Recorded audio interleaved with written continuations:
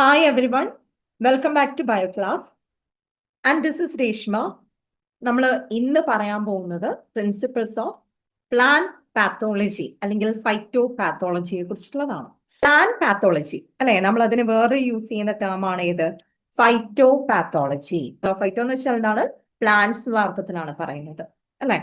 അപ്പൊ നമുക്ക് നോക്കാം ഇതുമായിട്ട് ബന്ധപ്പെട്ട കാര്യങ്ങൾ എന്തൊക്കെയാണെന്നുള്ളത്. അപ്പൊ ഇതില് ഈ പ്ലാൻ പാത്തോളജി എന്ന് പറയുമ്പോൾ പ്ലാൻ ഡിസീസസിനെ കുറിച്ചുള്ള പഠനം മാത്രമാണോ ഇതിൽ വരുന്നത്? പ്ലാൻ ഡിസീസസിനെ കുറിച്ച് നമ്മൾ പഠിക്കണം, അതിന്റെ കോസ് എന്താണെന്ന് അറിയണം, എന്താണ് അതിന്റെ കാരണം, എങ്ങനെ നമുക്കത് തിരിച്ചറിയാം അല്ലേ? എങ്ങനെയാണ് നമ്മൾ തിരിച്ചറിയുന്നത്? സിംറ്റംസ് നോക്കിയാണ്. അപ്പൊ ആ സിംറ്റംസ്, റിസൾട്ടിങ് സിംറ്റംസ് എന്തൊക്കെയാണെന്ന് അറിയണം. ഇത് മാത്രം അറിഞ്ഞാൽ മതിയോ? നമ്മൾ എന്തിനാണ് ഈ ഒരു പ്ലാൻ ഡിസീസിനെ പറ്റി ഇത്രയും വാസ്റ്റ് ആയിട്ട് പഠിക്കുന്നത്? നമ്മുടെ ക്രോപ്സിനെ ബാധിക്കുന്ന ഡിസീസസിനെ അറിഞ്ഞു വെക്കാൻ മാത്രമാണോ? അല്ല അല്ലെ. നമുക്ക് എന്ത് ചെയ്യണം? We have to know the prophylactic measures അല്ലെ. അതായത് പ്രിവെന്റീവ് മെഷേഴ്സ് എന്തൊക്കെയാണ്, മുൻകരുതൽ എന്തൊക്കെ എടുക്കണം, അതുപോലെ ട്രീറ്റ്മെന്റ് എന്തൊക്കെയാണ് അല്ലെ. ഇനി അഥവാ ഒരു രോഗം വന്നു കഴിഞ്ഞാൽ തന്നെ അതിനെങ്ങനെ ചികിത്സിക്കണം, അപ്പൊ ഇതൊക്കെ നമുക്ക് അറിയേണ്ടതായിട്ട് ഉണ്ട്. ഓക്കെ, അപ്പൊ അതാണ് ഫൈറ്റോ പാത്തോളജിയുടെ പ്രാധാന്യം എന്ന് പറയുന്നത്. ശരിക്കും നമുക്ക് ഈ ക്രോപ്പ് പ്ലാന്റ്സിന് കൃഷിയുമായിട്ട് ബന്ധപ്പെട്ട് വരുന്ന ഒരു സംഭവമാണ്. That is A study of plant diseases, their causes, resulting symptoms, and we have to know what, how to manage them, how to cure, how to treat them. So that is plant pathology or phytopathology. പക്ഷേ ഇതിൽ ഉൾപ്പെടുന്ന diseases തന്നെ പല ടൈപ്പിൽ വരാം. So that may be because of what? Causal organisms, causal agents. So on account of causal agents, there will be we have to know there are two kinds of agents will be there. ഏതൊക്കെയാണ് ആ agents എന്ന് പറയുന്നത്? ഒന്ന് ഏതാണ്? നമുക്കറിയാലേ, ഒരു disease എന്ന് പറയുമ്പോൾ നമ്മുടെ മനസ്സിൽ ഫസ്റ്റ് വരുന്നത് ലിവിങ് ആയിട്ടുള്ള പാത്തോജൻസ് ആയിരിക്കാം.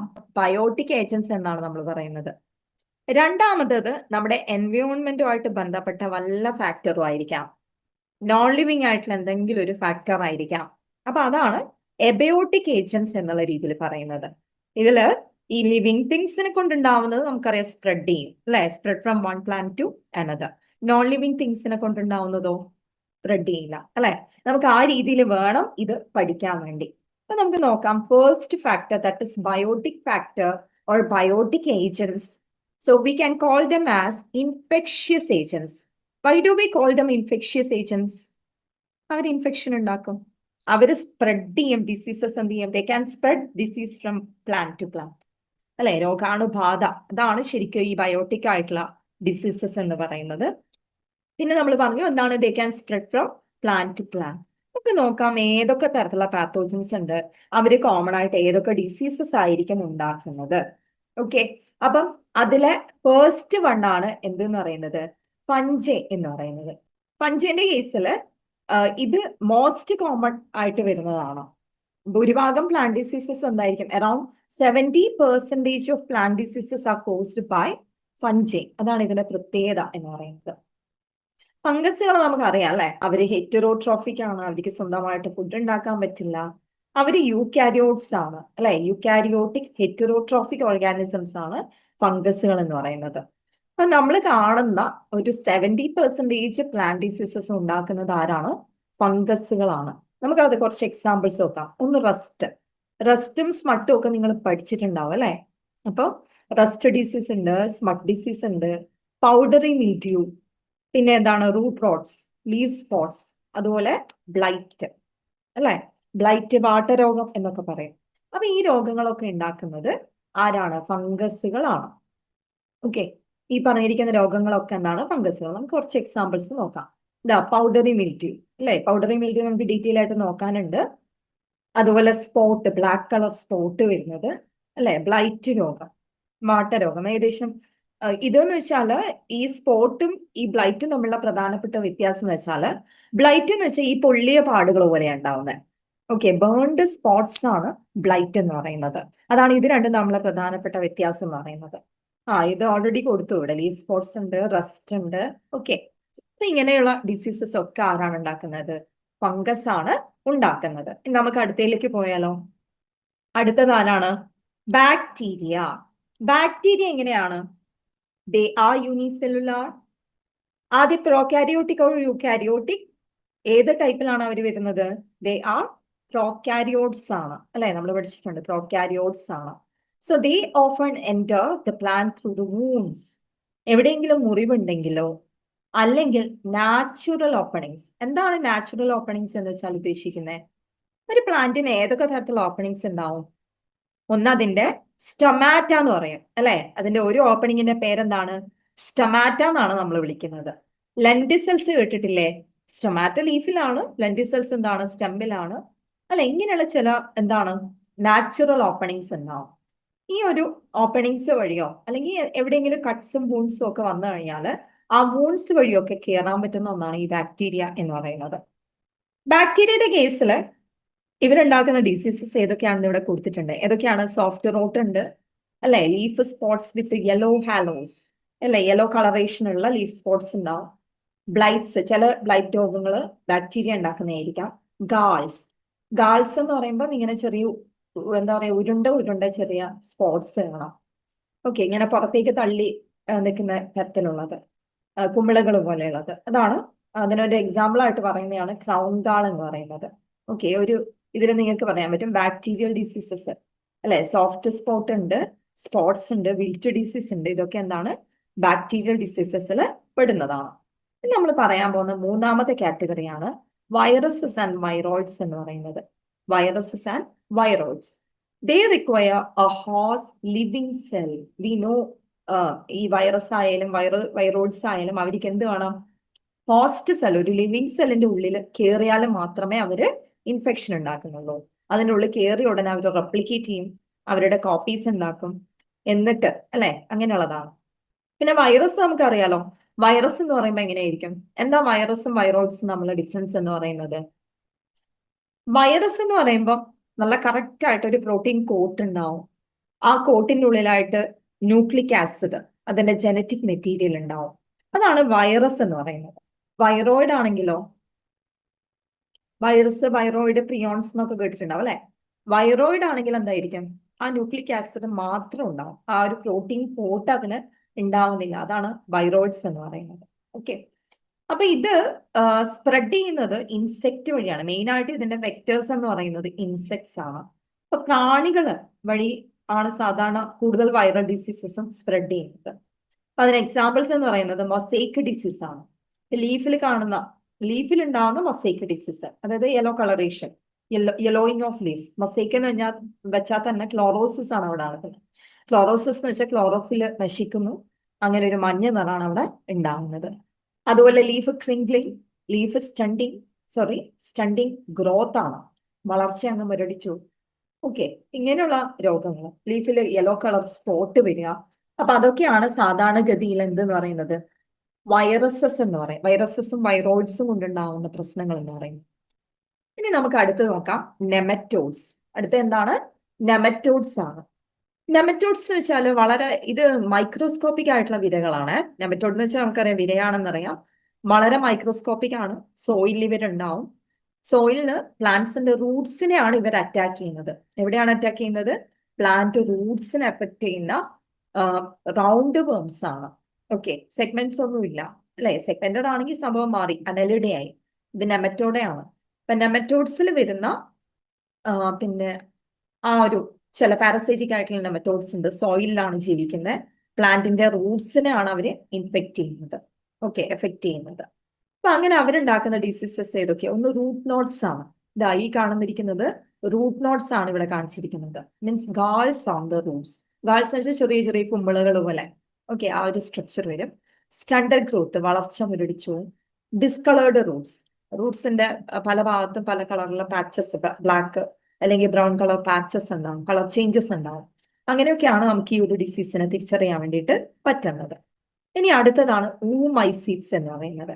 Actually this is categorised in fungi, but earlier that was a fungal like organisms. അപ്പൊ അത് കറക്റ്റ് നമുക്ക് അറിയില്ലായിരുന്നു, ഇത് ഫംഗസിൽ പെടുന്നതാണോ അല്ലയോ എന്നുള്ള രീതിയിൽ നമ്മൾ അതിനെ വേർതിരിച്ചു വെച്ചിട്ടായിരുന്നു ഉണ്ടായിരുന്നത്. അപ്പൊ അവരുണ്ടാക്കുന്നതാണ് ലേറ്റ് ബ്ലൈറ്റ് ഓഫ് പൊട്ടേറ്റോ. കേട്ടിട്ടുണ്ടാവും അല്ലെ, late blight and early blight. അതില് ലേറ്റ് ബ്ലൈറ്റ് ഓഫ് പൊട്ടേറ്റോ ഉണ്ടാക്കുന്നത് ഊമൈസീഡ്സ് ആണ്. അതുപോലെ ഫൈറ്റോപ്ലാസ്മാസ്, മൈക്കോപ്ലാസ്മ കേട്ടിട്ടുണ്ടാവും, ഫൈറ്റോപ്ലാസ്മ നിങ്ങൾ കേട്ടിട്ടുണ്ടാവില്ല അല്ലെ. ബാക്ടീരിയ പോലെ തന്നെയുള്ള ഒരു ഓർഗാനിസം ആണ് മൈക്കോപ്ലാസ്മ എന്ന് പറയുന്നത്. അതുപോലെ പാരസൈറ്റിക് ആയിട്ടുള്ള പ്ലാന്റ്സ്. Okay, parasitic plants. പാരസൈറ്റിക് പ്ലാന്റ്സിന് ഒരു ബെസ്റ്റ് എക്സാമ്പിൾ ആണ് നമ്മുടെ കസ്ക്യൂട്ട. ഇതിനെ തന്നെയാണ് നമ്മൾ ഡോഡർ എന്ന് വിളിക്കുക. കസ്ക്യൂട്ട കേട്ടിട്ടുണ്ടാവും അല്ലെ. മുടില്ലാത്ത ആളി, ആകാശത്താളി എന്നൊക്കെ പറഞ്ഞിട്ടുള്ള പേരിൽ അറിയപ്പെടുന്ന കസ്ക്യൂട്ട, ഈ യെല്ലോ കളർ ലേഷനിൽ കാണിച്ചിരിക്കുന്നത്. ഈ കസ്ക്യൂട്ട ഇതൊരു പാരസൈറ്റിക് പ്ലാന്റ് ആണ്. ഈ പ്ലാന്റും എന്തുണ്ടാക്കുന്നുണ്ട്? ഡിസീസ് എന്ന് വെച്ചാൽ അവരുടെ വളർച്ച മുരടിച്ചു പോകുന്നത് രോഗാവസ്ഥയായിട്ട് നമുക്ക് കണക്കാക്കാം. അത്തരത്തിൽ നോക്കുവാണെങ്കിൽ ഈ പാരസൈറ്റിക് പ്ലാന്റ്സും ഒരു കണക്കിന് എന്താണ്? ഡിസീസ് കോസിങ് ആണ്. മറ്റ് പ്ലാന്റ്സിനെ അതിന്റെ ഗ്രോത്തിനെയും ഡെവലപ്മെന്റിനെയും എഫക്റ്റ് ചെയ്യുന്നതാണെന്ന് നമുക്ക് പറയാൻ വേണ്ടിയിട്ട് പറ്റും. ഓക്കെ, അപ്പം ഇത്ര വരെയാണ് നമുക്ക് ഏതിന്റെ കേസിൽ പഠിക്കാനുള്ളത്. നമ്മളിപ്പോ എന്താ പഠിച്ചുകൊണ്ടിരിക്കുന്നത്? എബയോട്ടിക് ഫാക്ടേഴ്സ് ആണോ ബയോട്ടിക് ആണോ? ഏതാണ്? Biotic factors. അപ്പൊ ഇത്രയും കാര്യങ്ങളാണ് നമുക്ക് ഏതിന്റെ കേസിൽ പഠിക്കാനുള്ളത്? ബയോട്ടിക് ഫാക്ടർ എന്നുള്ള രീതിയിൽ പഠിക്കാനുള്ളത്. ഇനി നമുക്ക് നോക്കാനുള്ളത് എബയോട്ടിക് ഫാക്ടേഴ്സ് ആണ്. ഏതാണ്? എബയോട്ടിക് ഫാക്ടേഴ്സിനെ കുറിച്ചിട്ട് നമുക്ക് ജസ്റ്റ് ഒന്ന് നോക്കാം. Abiotic factors means they are non-infectious agents. Means they won't spread the disease. Okay, non-infectious ആണ്, do not spread from plant to plant. So such kind of, actually these are unfavorable conditions. Unfavorable environmental conditions. അതാണ് നമ്മൾ സാധാരണ രീതിയിൽ എന്തെന്ന് പറയുന്നത്? ഈ abiotic factors എന്നുള്ള രീതിയിൽ പറയുന്നത്. So abiotic disorders means which are caused by some problems, some changes. Okay, undesirable changes in സറൗണ്ടിങ്സിൽ, സോയിലില്, ക്ലൈമറ്റില് ഒക്കെ എന്തെങ്കിലും ചേഞ്ചസ് വരുമ്പോൾ ആ ചേഞ്ചസിനെയാണ് നമ്മൾ ഏത് രീതിയിൽ പറയുന്നത്? എബയോട്ടിക് ഫാക്ടേഴ്സ് അല്ലെങ്കിൽ നോൺ ഇൻഫെക്ഷ്യസ് ഏജൻസ് എന്ന് പറയുന്നത്. നമുക്ക് നോക്കാതെ ഏതൊക്കെയാണെന്നുള്ളത്. ഓക്കെ, ഇവിടെ എബയോട്ടിക് ഏജന്റ് കൊടുത്തിട്ടുണ്ട്, ഇവിടെ എക്സാമ്പിൾസ് കൊടുത്തിട്ടുണ്ട്. ഒന്നാമത്തേതാണ് എൻവയോൺമെന്റൽ എക്സ്ട്രീംസ് എന്ന് പറയുന്നത്. എക്സ്ട്രീം ക്ലൈമാറ്റിക് കണ്ടീഷൻസ് ചിലപ്പോൾ പ്ലാന്റ്സിനെ എഫക്റ്റ് ചെയ്തേക്കാം. എക്സാമ്പിൾ ആയിട്ട് ഇപ്പൊ ടെമ്പറേച്ചർ ഒരു എക്സാമ്പിൾ ആയിട്ട് പറയുന്നതാണ്. ഏതെന്ന് പറയുന്നത്? ടെമ്പറേച്ചർ എന്ന് പറയുന്നത്. ഇപ്പൊ ടെമ്പറേച്ചറിൽ ഇപ്പൊ വളരെ കൂളായിട്ടുള്ള എൻവയോൺമെന്റ് ആണെന്ന് വിചാരിച്ചോ. ഭയങ്കര തണുത്ത കാലാവസ്ഥയാണെങ്കിൽ, മഞ്ഞുകാലമൊക്കെ വരുന്ന സമയത്ത് അവിടെ ഉണ്ടാവുന്ന ഒരു പ്രോബ്ലം ആണ് ഫ്രോസ്റ്റ് ഇഞ്ചുറി അല്ലെങ്കിൽ ഫ്രീസ് ഇഞ്ചുറി എന്ന് പറയുന്നത്. തണുപ്പിന്റെ ആധിക്യം കൊണ്ട് പ്ലാന്റ്സിൽ മുറിവുകൾ സംഭവിക്കാം. ഓക്കെ, അതുപോലെ ചൂട് കൂടുതലായാലും പ്രശ്നമാണ്. അവിടെയാണ് ഹീറ്റ് സ്കോച്ച്. നമ്മൾ സൺബേൺ എന്നുള്ള രീതിയിലൊക്കെ നമുക്ക് കൺസിഡർ ചെയ്യാൻ പറ്റുന്ന ഒന്നാണ് ഹീറ്റ് സ്കോച്ച് എന്ന് പറയുന്നത്. ഓക്കെ, ഇനി രണ്ടാമത്തെ ഫാക്ടർ ആണ് മോയിസ്ചർ എന്ന് പറയുന്നത്. ഈർപ്പം കുറഞ്ഞാലും പ്രശ്നമാണ്, കൂടിയാലും പ്രശ്നമാണ്. ഇനി കുറവാണെങ്കിൽ അതിന് നമ്മൾ പറയും drought stress. Okay, means lack of enough water. വെള്ളം അധികം ഇല്ലെങ്കിലും ചെടി വാടിപ്പോവില്ലേ. രണ്ടാമത്തേതാണ് വാട്ടർ ലോഗിങ് എന്ന് പറയുന്നത്. വാട്ടർ ലോഗിങ് എന്ന് വെച്ച് കഴിഞ്ഞാൽ ഡ്രോട്ട് സ്ട്രെസ്സിന് നേരെ ഓപ്പോസിറ്റ് ആയിട്ട് വരുന്നതാണ് വാട്ടർ ലോഗിങ് എന്ന് പറയുന്നത്. അതായത് ജലത്തിന്റെ ആധിക്യം, കൂടുതൽ വെള്ളം അതിന്റെ, നമ്മൾ ഒരുപാട് പ്ലാന്റ്സിന് ഇറിഗേഷൻ, ഓക്കെ, ഒരുപാട് നല്ല രീതിയിൽ ജലസേചനം നടത്തിയാലും പ്രശ്നമാണ്. ആവശ്യത്തിന് വെള്ളം മാത്രമേ പ്ലാന്റ്സിന് കൊടുക്കാം. കൂടുതൽ കൊടുത്തു കഴിഞ്ഞാൽ എന്താണ്? പുവർ ഡ്രെയിനേജ് ഉണ്ടാവും അല്ലെ. ആവശ്യത്തിനെടുത്ത് ബാക്കി അങ്ങ് റിമൂവ് ചെയ്യാൻ പറ്റാത്ത സാഹചര്യം വരുമ്പോൾ ചീഞ്ഞു പോകും അല്ലെ, വേരൊക്കെ അഴുകിപ്പോകും. അപ്പൊ അതിനെയാണ് നമ്മൾ വാട്ടർ ലോഗിങ് എന്ന് പറയുന്ന ഒരു ഇഷ്യൂ ആയിട്ട് കൺസിഡർ ചെയ്യുന്നത്. അതുപോലെ ലൈറ്റ്, മറ്റൊരു ഫാക്ടർ, മൂന്നാമത്തെ ഫാക്ടറാണ് എൻവയോൺമെന്റൽ എക്സ്ട്രീം ആണ് ലൈറ്റ് എന്ന് പറയുന്നത്. അവിടെ എക്സസീവ് സൺലൈറ്റ് തട്ടുമ്പോൾ നമ്മൾ സൺസ്കാൾഡ്, നേരത്തെ നമ്മൾ പറഞ്ഞില്ലേ അല്ലെ, ഹീറ്റ് സ്കോർച്ച് പോലെ സൺബേൺ. ഓക്കെ, സൺബേൺ ഉണ്ടാവാം. അല്ലെങ്കിൽ ഇൻസഫിഷ്യന്റ് ലൈറ്റ്, ആവശ്യത്തിന് ലൈറ്റ് കിട്ടാതായി കഴിഞ്ഞാലും അവിടെ പ്രശ്നമാണ്. ഇതൊക്കെയാണ് എൻവയോൺമെന്റൽ എക്സ്ട്രീംസ് എന്നുള്ള രീതിയിൽ നമുക്ക് പഠിക്കാനുള്ളത്. എൻവയോൺമെന്റൽ എക്സ്ട്രീംസിൽ എന്തൊക്കെയാണുള്ളത്? ടെമ്പറേച്ചർ കൊണ്ടുണ്ടാവുന്ന frost or freeze injury, heat scorch. Moisture കൊണ്ടുണ്ടാവുന്ന ഡ്രോട്ട് സ്ട്രെസ്സും വാട്ടർ ലോഗിങ്ങും. ലൈറ്റ് കൊണ്ടുണ്ടാവുന്ന സൺസ്കാൾഡ് അല്ലെങ്കിൽ ഇൻസഫിഷ്യന്റ് ലൈറ്റ്. ഓക്കെ, ഇനി അടുത്തതാണ് ന്യൂട്രീഷണൽ ഇംബാലൻസസ്. ഒരു പ്ലാന്റിന് ആവശ്യത്തിനുള്ള ഫുഡ് കിട്ടിയില്ല, ആവശ്യത്തിന് ന്യൂട്രിയൻസ് കിട്ടിയിട്ടില്ല, അവിടെയും പ്രശ്നങ്ങൾ ഉണ്ടാവാം അല്ലെ. അത് രണ്ട് തരത്തിൽ വരാം. ഒന്ന് അതിന്റെ കുറവുണ്ട്, ഡെഫിഷ്യൻസി കൊണ്ടുണ്ടാവാം. ചിലപ്പോൾ അത് കൂടുതലായാലും അവിടെ പ്രശ്നം വരാം. ഡെഫിഷ്യൻസി കൊണ്ടുണ്ടാവാം. ഇപ്പം എസെൻഷ്യൽ ആയിട്ടുള്ള കുറച്ച് ന്യൂട്രിയൻസ് ഉണ്ട്, നമുക്കറിയാലേ 16 എലമെന്റ്സ് ആവശ്യമാണ്. ആ 16 എലമെന്റ്സ് ഇപ്പൊ നൈട്രജൻ, അയേൺ അല്ലെ, ഇതൊക്കെ എന്താണ്? എസെൻഷ്യൽ ആയിട്ടുള്ള എലമെന്റ്സ്. അപ്പൊ ഇതിന്റെ കുറവുകൊണ്ട് എന്താ സംഭവിക്കുക? ക്ലോറോസിസ് ഉണ്ടാവും. ക്ലോറോസിസ്, നെക്രോസിസ് പോലെയുള്ള അവസ്ഥകളും. ക്ലോറോസിസ് എന്ന് വെച്ചാൽ നമ്മൾ നേരത്തെ പറഞ്ഞു മൊസൈക്ക് രോഗം, മഞ്ഞ നിറാവുന്നത് അല്ലെ. അതായത് ക്ലോറോഫിൽ നശിക്കുന്നതുകൊണ്ടാണ്, ഡാമേജ് ആവുന്നതുകൊണ്ടാണ് ക്ലോറോസിസ് എന്ന് പറയുന്ന ഇഷ്യൂ ഉണ്ടാകുന്നത്.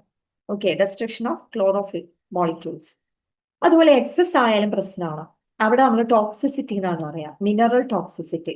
ചില മിനറൽസ് വളരെ കൂടുതലായി കഴിഞ്ഞാലും അതും ഇഷ്യൂ ആണ് അല്ലെ. നമ്മൾ പറയില്ലേ കൂടുതലായാൽ അമൃതും വിഷാണെന്ന് പറയില്ലേ, ഏകദേശം അതേ അവസ്ഥയാണ് ഈ പറഞ്ഞിരിക്കുന്നത്. അപ്പൊ നമ്മൾ രണ്ട് കേസസ് ആണ് ഇപ്പൊ പഠിച്ചത്. ഒന്ന് എൻവയോൺമെന്റൽ എക്സ്ട്രീംസും, രണ്ടാമത്തത് ന്യൂട്രീഷണൽ ഇംബാലൻസസും.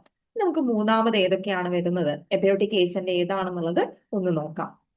നെക്സ്റ്റ് നമുക്ക് പഠിക്കാനുള്ളത് എബയോട്ടിക് ഏജന്റ് ആയിട്ട് വരുന്നത് ഏതാണ്, കെമിക്കൽ ഇഞ്ചുറി ആണ് അല്ലെ. കെമിക്കൽ ഇഞ്ചുറി ആണ് അടുത്തതായിട്ട് വരുന്നത്.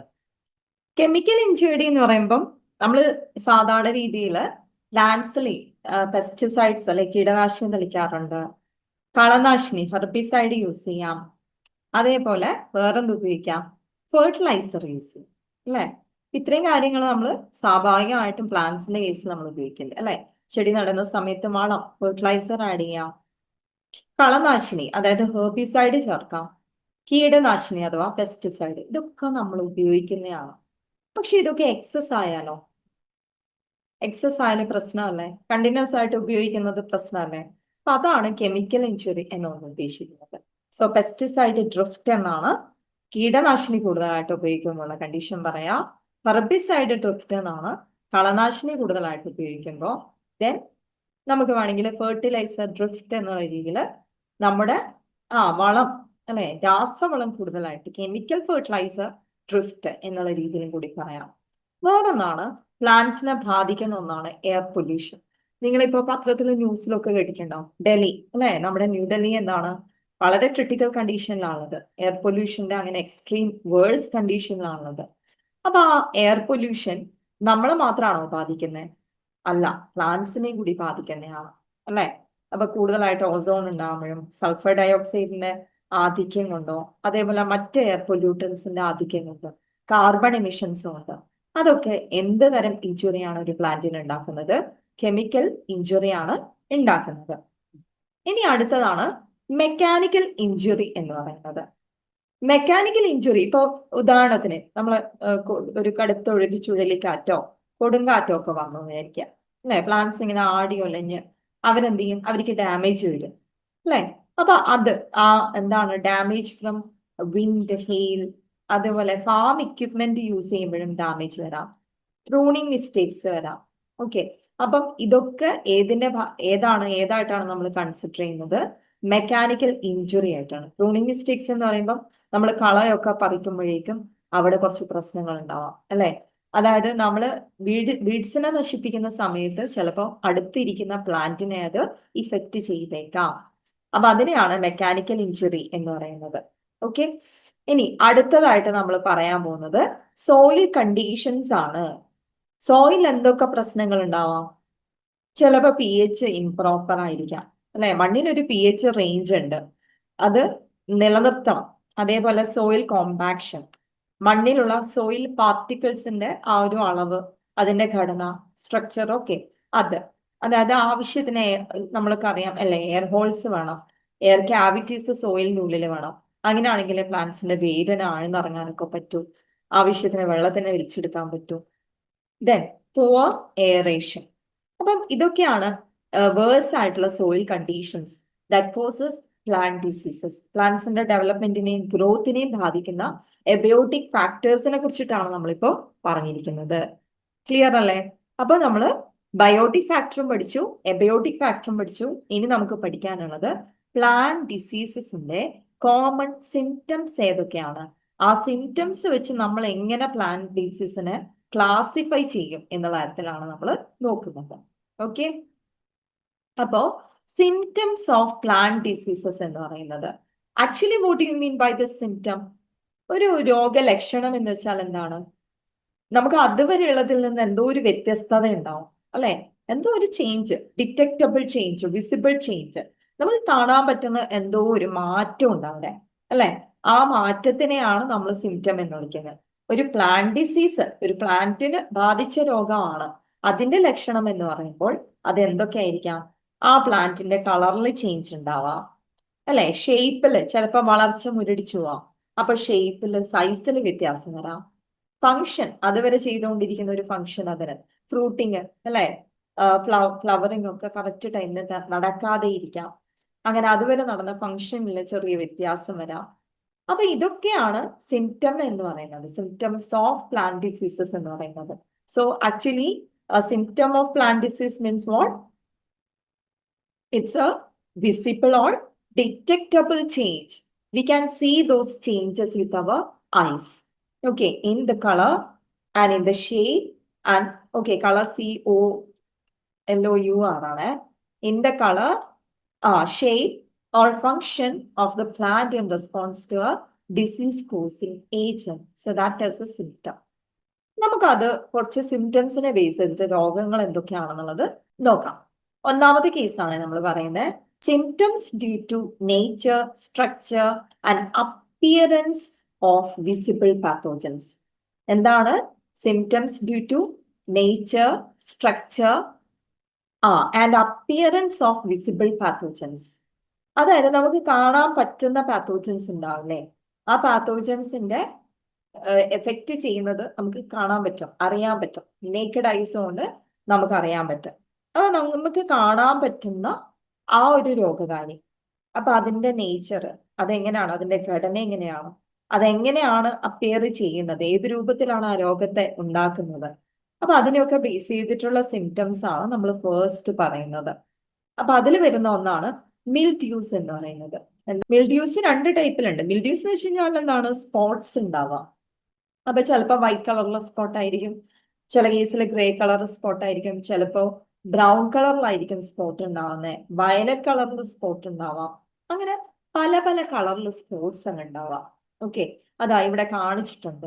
ഇതാണ് ഈ കാണിച്ചിരിക്കുന്നതാണ് ഡൗണി മിൽഡ്യൂ എന്ന് പറയുന്നത്. Downey mildew. ഡൗണി മിൽഡ്യൂ എന്ന് വെച്ച് കഴിഞ്ഞാൽ ഒരു ഡൗണി ഗ്രോത്ത് ഉണ്ടാവും. ഓക്കെ, നമ്മൾ ഈ പറഞ്ഞിരിക്കുന്ന റൈസോപ്പസ് ഒക്കെ കണ്ടിട്ടില്ല, ബ്രെഡ് മോൾഡ്, ബ്രെഡിൽ ആ പൂപ്പല് ബാധിച്ചാല് അതിങ്ങനെ എന്തോ ഒന്ന് ഒരു കോട്ടൺ പോലെ, ആ ഒരു പൂപ്പല് പോലെയുള്ള ഒരു ബാധ കാണാം. അതാണ് ഡൗണി മിൽഡ്യൂ എന്ന് പറയുന്നത്. And the next one powdery mildew. ഇതൊരു പൗഡറി അപ്പിയറൻസ് ആണ് അല്ലെ, നമ്മൾ ആ പ്ലാന്റിന് കുറച്ച് പൗഡർ ഇട്ടതുപോലെ ഉണ്ടാവും ഈ പൗഡറി മിൽഡ്യൂ കണ്ടു കഴിഞ്ഞാല്. അതായത് നമ്മൾ ആ പൗഡർ പോലെ കാണുന്നത് ശരിക്കും അതിന്റെ സ്പോർസ് ആണ്. ഈ ഫംഗസിന്റെ ഒക്കെ സ്പോർസ് ആണ് നമ്മൾ ആ പൗഡർ അപ്പിയറൻസ്, ഒരു പൗഡറി ലെയർ ആയിട്ട് കാണാൻ പറ്റും. ഇതാണ് മിൽഡ്യൂസ് എന്ന് പറയുന്നത്. ഇത് നമുക്ക് കാണാൻ പറ്റുന്ന ചേഞ്ച് ആണ് അല്ലെ, പാത്തോജന്റെ വിസിബിൾ ആയിട്ടുള്ള പാത്തോജൻസ് എന്നുള്ള രീതിയിലാണ്. അത് കോളനൈസ്ഡ് ആയിട്ട് കാണാൻ വേണ്ടി പറ്റും. അതാണ് മിൽഡ്യൂസ് എന്നുള്ള രീതിയിൽ നമ്മൾ പറയുന്നത്. ഓക്കെ, ഇനി അടുത്തതാണ് റസ്റ്റ് ആൻഡ് സ്മട്ട്സ് എന്ന് പറയുന്നത്. റസ്റ്റ് രോഗവും സ്മട്ട് രോഗവും. റസ്റ്റ് എന്ന് പറയുമ്പം അവിടെ എന്താണ്, there are small pustules on the epidermis. എപ്പിഡെർമിസിന്റെ മുകളിൽ ചെറിയ ചെറിയ കുരുക്കൾ പോലെ, ഓക്കെ, പസ്യൂൾസ് ഫോം ചെയ്യും. പസ്, ഓക്കെ, അതാണ് പസ്യൂൾസ് ഫോം ചെയ്യും. ഈ പസ്യൂൾസ് എന്ന് പറയുന്നത് പൗഡറി ആവാം അല്ലെങ്കിൽ കോമ്പാക്റ്റ് ആവാം. പൗഡർ പോലെയോ അല്ലെങ്കിൽ ചില ഭാഗത്ത് ഇങ്ങനെ ഉരുണ്ട് തടിച്ച ഒരു രൂപത്തിൽ കോമ്പാക്റ്റ് ആയിട്ടോ കാണും. ഇവിടെ ഇപ്പൊ നമുക്ക് കാണാൻ പറ്റുന്ന റസ്റ്റ് എന്ന് പറയുന്നത് ബ്രൗൺ കളറാണ്. അങ്ങനെ കളേർഡ് ആയിരിക്കാം അത്. ഓക്കെ, കളർലെസ് ആവാം, കളേർഡ് ആവാം. സ്മോൾ ആയിട്ടുള്ളതാണ് പസ്യൂൾസ് എന്ന് പറയുന്നത്. We can see them on the epidermis. ഇനി സ്മട്ട് എന്ന് പറയുമ്പം that is a sooty or charcoal like mass of spores. അതായത് ഒരു ബ്ലാക്ക് കളറേഷൻ ഒക്കെ ഉണ്ടാവും. നമ്മൾ ഈ ചിമ്മിണി കണ്ടിട്ടില്ലേ, പണ്ടുള്ള അടുപ്പുകളിലൊക്കെ ചിമ്മിണി ഉണ്ടാവും അല്ലെ, അവിടെ കരി പിടിച്ച മാറാലകൾ ഉണ്ടാവും. അപ്പൊ അതിനെയാണ് നമ്മൾ സൂട്ട് എന്ന് പറയുന്നത്. അപ്പൊ ആ ഒരു സൂട്ടി അപ്പിയറൻസ്, ആ മാറാല പോലെയൊക്കെയാണ് ഇത് ഉണ്ടാവുന്നത്, ഒരു സൂട്ടി അപ്പിയറൻസ് ഉണ്ടാവും. ഓക്കെ, അതിനെയാണ് നമ്മൾ സ്മട്ട് എന്നുള്ള രീതിയിൽ പറയുന്നത്. And we can see usually on the floral parts. Okay, പ്രത്യേകിച്ച് ഫ്ലവർ പാർട്സിലാണ്, പൂക്കളുടെ ഭാഗങ്ങളിലൊക്കെയാണ്. ഇതൊരു പൂവിന്റെ ഭാഗം തന്നെയാണല്ലോ, ആ പൂവാണല്ലോ പിന്നീട് എന്തായിട്ട് മാറുന്നത്, ഫ്രൂട്ട് ആയിട്ടൊക്കെ മാറാം. അപ്പൊ ആ പൂവിന്റെ ഭാഗത്തൊക്കെയാണ് കൂടുതലായിട്ട് ഈ സ്മട്ട്സ് കാണാൻ വേണ്ടിയിട്ട് പറ്റുന്നത്. ഓക്കെ, ഇനി അടുത്തതാണ് സ്കാബ്സ് ആൻഡ് ഫ്രൂട്ടിംഗ് ബോഡീസ്. സ്കാബ്സ് എന്ന് പറയുമ്പോൾ ഇത് ഇവിടെ എക്സാമ്പിൾ ആയിട്ട് ആപ്പിൾ സ്കാബ് എന്ന് പറയുന്ന ഡിസീസ്, അതിന്റെ ഫിഗർ ആണ് ഇവിടെ കൊടുത്തിരിക്കുന്നത്. ഏതാണ്? Apple scab. സ്കാബ് എന്ന് വെച്ച് കഴിഞ്ഞാല് സർക്കുലർ ആയിട്ടുള്ള ക്രസ്റ്റേഷ്യസ് ലീഷൻസ് ആണ്. മുറിവുകൾ പറ്റും, വ്രണങ്ങൾ ഉണ്ടാവും. ലീഷൻ എന്ന് വെച്ചാൽ വ്രണം എന്നുള്ള അർത്ഥത്തില്. അത് എങ്ങനെയാണ്? ക്രസ്റ്റേഷ്യസ് എന്ന് വെച്ചാൽ കുറച്ച് ഹാർഡായിരിക്കും. ഓക്കെ, ഇങ്ങനെ പൊളിച്ചെടുക്കാനൊക്കെ ഭയങ്കര ബുദ്ധിമുട്ടുള്ള അങ്ങനെ ഒരു ഹാർഡായിട്ടുള്ള സർക്കുലർ ആയിട്ടുള്ള ലീഷൻസ്, ഓക്കെ, വ്രണങ്ങൾ രൂപപ്പെടും. അപ്പൊ അതാണ് സ്കാബ് എന്ന് പറയുന്നത്. അപ്പൊ ഇതെന്ന് വെച്ചാൽ ശരിക്കും ആ ടിഷ്യൂവിന്റെ ഓവർ ഗ്രോത്ത് കൊണ്ട് സംഭവിക്കുന്ന ഒരു സംഭവമാണ്. Okay, because of what? Over growth of tissue. അതാണ് ആപ്പിൾ സ്കാബ് ഒരു എക്സാമ്പിൾ ആയിട്ട് കൊടുത്തിട്ടുണ്ട്. അതാണ് സ്കാബ് എന്ന് പറയുന്നത്. ഇനി ഫ്രൂട്ടിംഗ് ബോഡീസ്. ഈ ഫംഗസിന്റെ ഫ്രൂട്ടിംഗ് ബോഡീസും അല്ല നമുക്ക് ഈ ഒരു രീതിയിൽ കാണാം. ഈ ഫ്രൂട്ടിംഗ് ബോഡീസ് വലുതാവാം. ഓക്കെ, ഫ്ലഷി ഓർ വുഡി ആയിട്ടുള്ള ഫ്രൂട്ടിംഗ് ബോഡീസ് ഇങ്ങനെ പ്ലാന്റ്സിന്റെ മുകളിൽ അറ്റാച്ച് ചെയ്തതായിട്ടൊക്കെ നമുക്ക് കാണാൻ പറ്റും. ഓക്കെ, ഇതൊക്കെയാണ് ഏതെന്ന് പറയുന്നത് ഈ ഒരു ബയോ സിംറ്റംസ് എന്ന് പറയുന്നത്. കോമൺ ആയിട്ട് നമുക്ക് കാണാൻ പറ്റുന്ന ഏത് ടൈപ്പ് സിംറ്റംസിന്റെ കാര്യമാണ് നമ്മൾ പറഞ്ഞത്? Symptoms due to nature, structure and appearance of visible pathogen. ഇനി രണ്ടാമത്തെ കേസാണ് നമ്മൾ പറയുന്നത്. രണ്ടാമത്തത് anatomical and morphological symptoms on host എന്നുള്ളതാണ്. Anatomical and morphological symptoms on host. അപ്പൊ നമുക്ക് നോക്കാം ഏതൊക്കെയാണ് ആ സിംറ്റംസ് എന്ന് പറയുന്നത്. നമുക്ക് എക്സാമ്പിൾ ആയിട്ട് പഠിക്കാനുള്ള ഒന്നാമത്തത് നെക്രോസിസ് ആണ്. അനാട്ടമിക്കൽ മോർഫോളജിക്കൽ സിംറ്റംസിന് ഫസ്റ്റ് എക്സാമ്പിൾ എന്ന് പറയുന്നത് നെക്രോസിസ് ആണ്. അപ്പൊ നെക്രോസിസ് എന്ന് വെച്ചാൽ ടിഷ്യൂ ഡെത്ത് എന്നാണ് നമ്മൾ കോമൺ ആയിട്ട് പറയാം. അതായത് സെല്ലോ, ടിഷ്യൂയോ അല്ലെങ്കിൽ ഒരു ഓർഗൻ തന്നെയോ അങ്ങ് ഡൈ ഔട്ട് ആവുന്നത്. ആ ഒരു കേസിനെയാണ് നമ്മൾ നെക്രോസിസ് എന്നുള്ള പേരിൽ വിളിക്കുന്നത്. നെക്രോസിസിന് കുറെ എക്സാമ്പിൾസ് നമുക്ക് നോക്കാം. പല പല ടൈപ്പിലുള്ള നെക്രോസിസ് ഉണ്ട്. അപ്പൊ അത് ഏതൊക്കെയാണ് നെക്രോട്ടിക് സിംറ്റംസ് എന്നുള്ളത് നമുക്കൊന്ന് നോക്കാം. നെക്രോട്ടിക് സിംറ്റംസിൽ ഫസ്റ്റ് വൺ ആണ് സ്പോട്സ് എന്ന് പറയുന്നത്. സ്പോട്സ് എന്ന് പറയുന്നത് സാധാരണ ഫംഗസ് ഉണ്ടാക്കുന്നത്.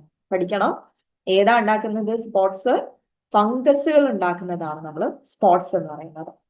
അപ്പൊ അത് ചിലപ്പോൾ സർക്കുലർ ആയിരിക്കാം, ചിലപ്പോൾ ഇറഗുലർ ഷേപ്പ് ആയിരിക്കാം. പെർട്ടിക്കുലർ ഷേപ്പ് ഒന്നും നമുക്ക് പറയാൻ പറ്റണമെന്നില്ല. കൂടുതലും സർക്കുലർ ഷേപ്പിലാണ് നമുക്ക് ആ സ്പോട്സ് കാണാൻ വേണ്ടി പറ്റുന്നത്. ഇത് പല ടൈപ്പിൽ വരാം. ചിലപ്പോൾ ടാർ സ്പോട്സ് എന്ന് പറയും. ടാർ സ്പോട്സ് എന്ന് വെച്ച് കഴിഞ്ഞാൽ ഈ ടാറൊക്കെ പറ്റി പിടിച്ച പോലെ ആ ടാറിന്റെ ഒരു ഡ്രോപ്പ് അങ്ങ് ഉറ്റിക്കിടക്കുന്ന പോലെയൊക്കെ നമുക്ക് തോന്നും. അങ്ങനെ ഒരു ഫാറ്റ് ഡ്രോപ്പ് പോലെ ഒരു ബ്ലാക്ക് കളർ ഡ്രോപ്പ് അറിയാലോ, തുള്ളി അല്ലെ? ആ തുള്ളി ഇങ്ങനെ ഇറ്റി കിടക്കുന്നത് പോലെയൊക്കെയാണ് ഈ ടാർ സ്പോട്സ് കണ്ടാൽ തോന്നുക. So actually these are tar spots are black coated bodies. Which are they are black coated bodies. We can see them on the leaf. എവിടെയാണ് നമുക്ക് കാണാൻ പറ്റുന്നത്? ഈ സ്പോട്സ് ഒക്കെ ലീഫുമായിട്ട് ബന്ധപ്പെട്ടിട്ടാണ് കാണുന്നത് കേട്ടോ, ഫംഗൽ സ്പോട്സ്. അതിൽ ടാർ സ്പോട്സ് നമ്മൾ ഈ പറഞ്ഞ ഒരു ബ്ലാക്ക് കോട്ടഡ് ആയിട്ടുള്ള ബോഡീസ് ആണ്. ഫാറ്റ് ഡ്രോപ്പ് പോലെയാണ് ഉണ്ടാവുന്നത്. We can see them on the leaf. ഇനി വേറൊന്നാണ് ആന്ത്രാക്നോസ് എന്ന് പറയുന്നത്. ആന്ത്രാക്നോസ് ഇത് ഇവിടെ ഫിഗറിൽ കാണിച്ചിട്ടുണ്ട്. ആന്ത്രോക്നോസ് എന്ന് പറയുന്നത് സാധാരണ ഫ്രൂട്ടിൽ കാണാം, ലീഫിന്റെ വെയിനിലൊക്കെ കാണാൻ പറ്റുന്ന ഒരു സംഭവമാണ്. ഒരു ആംഗുലാർ സ്പോട്ട് എന്നാണ് പറയാ. ഒരു കോണ് പോലെ ഇങ്ങനെ ഒരു ആംഗുലാർ ആയിട്ടുള്ള സ്പോട്സ് ഉണ്ടാവും. ശരിക്കും ഉണ്ടാവുന്നത് ലീഫിന്റെ വെയിനിലാണ്. എവിടെയാണ് ഇത് കൂടുതലായിട്ട് ഉണ്ടാവുന്നത്? ലീഫിന്റെ വെയിനിലാണ്. And then next one, that is leaf spot. You can see leaf spot in mango leaf. Mango ലീഫിൽ ഈ ഒരു സ്പോട്ട് ഉണ്ടാക്കുന്നത് ആരാണ്? Pseudomonas mangiferaeindicae, mangiferae indicae. Okay, Pseudomonas mangiferae indicae ആണ് ഏതുണ്ടാക്കുന്നത്? മാംഗോയിലെ ലീഫ് സ്പോട്സ് ഉണ്ടാക്കുന്നത്. ഇതൊക്കെ ഫംഗൽ സ്പോട്സിന് എക്സാമ്പിൾ ആണ്. ലീഫിൽ നമ്മൾ കാണുന്ന സ്പോട്സ് കൂടുതലും ഏത് ടൈപ്പ് സ്പോട്ട് ആയിരിക്കും? ഫംഗൽ സ്പോട്സ് ആയിട്ടാണ് നമ്മൾ അതിനെ കണക്കാക്കുന്നത്. ഇനി അടുത്തത് ഏതാണ്? സ്ട്രിപ്സ് ഓർ സ്ട്രീക്സ് ആണ് എക്സാമ്പിൾ ആയിട്ട് വരുന്നത്.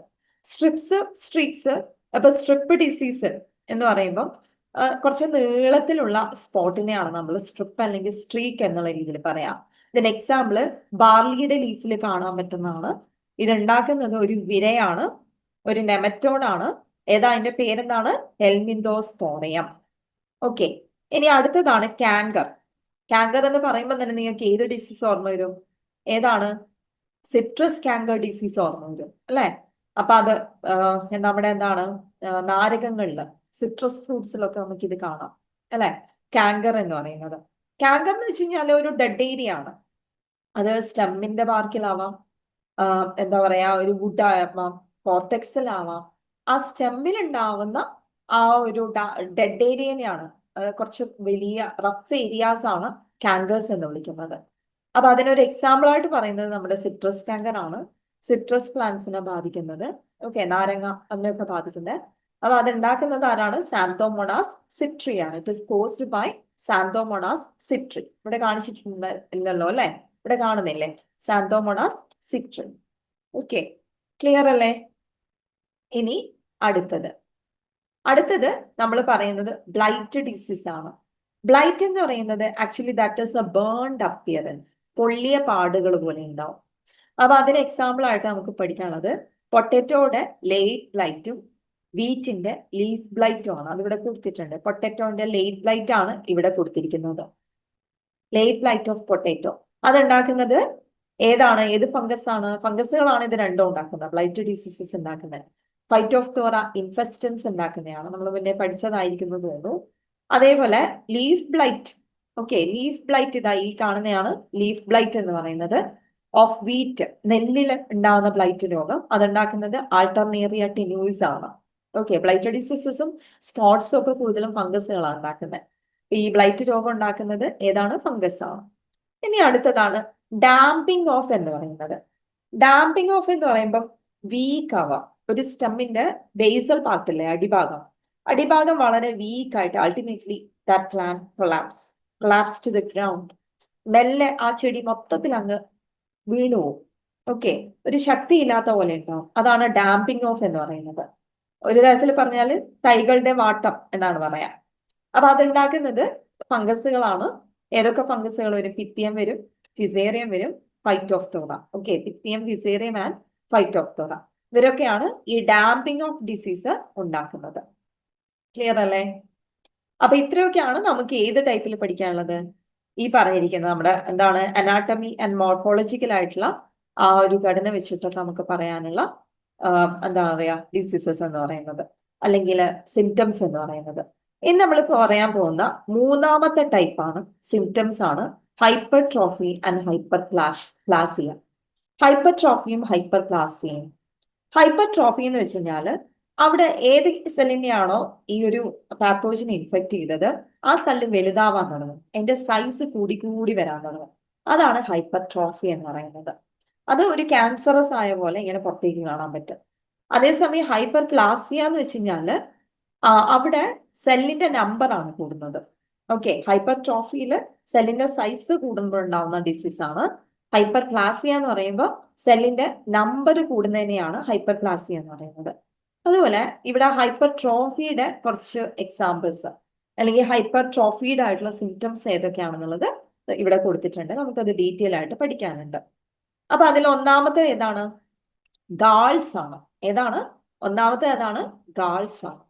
ഈ ഒരു ഫസ്റ്റ് ഫിഗർ ഇതാണ് ഗാൾസ് എന്ന് പറയുന്നത്. ഫസ്റ്റ് ഫിഗർ കൊടുത്തിരിക്കുന്നത് ഗാൾസ് ആണ്. ക്ലിയർ അല്ലേ? അപ്പം ഗാൾസിന്റെ കേസിൽ എന്താന്ന് വെച്ച് കഴിഞ്ഞാല് ഒരു ഗ്ലോബോസ് ഷേപ്പില്, ഓക്കെ, ഗ്ലോബോസ് ഒരു ഗ്ലോബിന്റെ ഷേപ്പിലോ അതല്ലെങ്കിൽ ഇറഗുലറോ ആയിട്ടുള്ള ഒരു മാൽഫോർമേഷൻ ഉണ്ടാവുക. ഓക്കെ, ഓവർ ഗ്രോത്ത് കൊണ്ട് ഒരു മാൽഫോമിറ്റി ഉണ്ടാവുക. അതിനെയാണ് ഗാൾസ് എന്ന് പറയുന്നത്. അപ്പൊ അതിന് എക്സാമ്പിൾ ആയിട്ടാണ് നമ്മൾ വാർട്ട് ഡിസീസ് പറയാം. അതിനൊരു ഉദാഹരണമായിട്ടാണ് ട്യൂബർക്കിൾ അല്ലെങ്കിൽ വാർട്ട് എന്ന് പറയുന്ന രോഗം പറയുന്നത്. അതായത് ചെറിയ ചെറിയ ഗാൾസ് ഉണ്ടാവുക. ഓക്കെ, ചെറിയ ഗാൾസിനെയാണ് നമ്മൾ ട്യൂബർക്കിൾ അല്ലെങ്കിൽ വാർട്ട് എന്ന് പറയുന്നത്. ഈ ഫിഗറിൽ കാണിച്ചിരിക്കുന്ന വലിയ ഗാൾസ് ആണ്, വലിയ ഡിഫോമിറ്റി കാണിക്കുന്നത്. അതേസമയം നമ്മുടെ പൊട്ടറ്റോ ഒക്കെ എടുത്തു കഴിഞ്ഞാൽ പൊട്ടറ്റോയിൽ ചെറിയ ഇതേപോലെയുള്ള ഡിഫോമിറ്റീസ് കാണാം. ഓക്കെ, അപ്പൊ അതിനെയാണ് പൊട്ടറ്റോ വാർട്ട് ഡിസീസ് എന്ന് പറയുന്നത്. നിങ്ങൾ കേട്ടിട്ടുണ്ടാവും, സിങ്കിട്രിയം എൻഡോബയോട്ടിക് ഉണ്ടാക്കുന്ന രോഗമാണ് പൊട്ടറ്റോ വാർട്ട് ഡിസീസ്. ഓക്കെ, ഇനി രണ്ടാമത്തേതാണ് കേൾസ് എന്ന് പറയുന്നത്. ഹൈപ്പർട്രോഫീഡ് ആയിട്ടുള്ള സിംറ്റംസിന് സെക്കൻഡ് വൺ ആണ് കേൾസ്. കേൾസ് ഒന്നുമില്ല, കേളി ലീഫ്, ഇലകൾ ചുരുളുന്ന രോഗമില്ലേ, ഇവിടെ കൊടുത്തിട്ടുണ്ട്. ഓക്കെ, സെക്കൻഡ് വൺ എന്ന് പറഞ്ഞിട്ട് മാർക്ക് ചെയ്ത് കൊടുത്തിട്ടുണ്ട്. കേൾസ്, കേൾഡ് ലീഫാണ്. അപ്പൊ ഇത് ടൊമാറ്റോന് ഉണ്ടാവുന്ന ലീഫ് കേൾ ഡിസീസ്, അതുപോലെ പപ്പായക്ക് ഉണ്ടാവുന്ന ലീഫ് കേൾ ഡിസീസ്, ഇതൊക്കെ വൈറസ് ഉണ്ടാക്കുന്ന കേൾസ് ആണ്. ആരുണ്ടാക്കുന്നത്? വൈറസ്. അടുത്തത് witches broom. The third one ആണ് വിച്ചസ് ബ്രൂം എന്ന് പറയുന്നത്. വിച്ച് എന്താ? മന്ത്രവാദി അല്ലെ? മന്ത്രവാദിയുടെ ചൂല് പോലെ അതുപോലെയാണ് മന്ത്രവാദി. സാധാരണ നമ്മൾ കുട്ടികളൊക്കെ കേട്ടിട്ടുണ്ടാവും അല്ലെ, മന്ത്രവാദി ചൂലിൽ ഇരുന്നിട്ട് ഇങ്ങനെ പറന്നു പോകും. അപ്പൊ അതുപോലെയാണ് ഏകദേശം ഇത് കാണാനുണ്ടാവുക, ഇതിന്റെ ഒരു എൻഡ് ഉണ്ടാവുക. അപ്പൊ അതുകൊണ്ടാണ് ഇതിന് വിച്ചസ് ബ്ലൂ എന്നുള്ള പേര് വന്നത്. അതായത് ഒരു ബ്രാഞ്ച് ഇങ്ങനെ സൊള്ളനാവും, വീർത്ത് വരും. എന്നിട്ട് അവിടുന്ന് കുറെ ലീവ്സ് ഇങ്ങനെ പുറത്തേക്ക് പ്രൊജക്ട് ചെയ്യും. അതും എങ്ങനെ ഈർക്കില പോലെ ആയിരിക്കും ആ ലീവ്സ് അങ്ങനെ പുറത്തേക്ക് പ്രൊജക്ട് ചെയ്തിട്ടുണ്ടാവാം. അപ്പൊ ആ ഒരു അവസ്ഥയാണ് വിച്ചസ് ബ്ലൂ എന്ന് പറയുന്നത്.